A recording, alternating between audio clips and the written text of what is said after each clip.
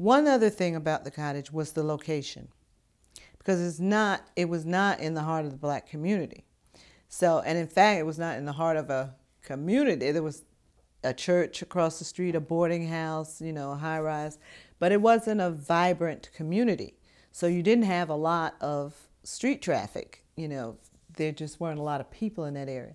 But there were some black communities on the fringe, and from time to time, children from those neighborhoods would find their way, and we brought them on in and tried to do what we can. But again, going back to how not being knowing what page people are on, one of the concerns that was voiced early on was that I kind of let anybody come to the cottage.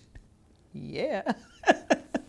And that there were people who didn't think that the little urchins off the street should just be allowed to walk in at the house. This any different from all the things we complain about in terms of discrimination and classism and that kind of thing. But anyway.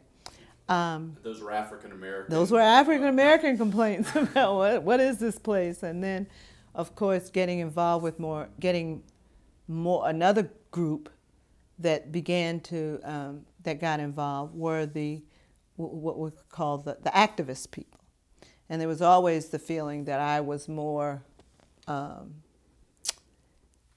what's the word? I was more receptive to what that segment of the community wanted as opposed to what anybody else wanted. I just kind of was going at it. I thought from the perspective of what's the history, what's the culture.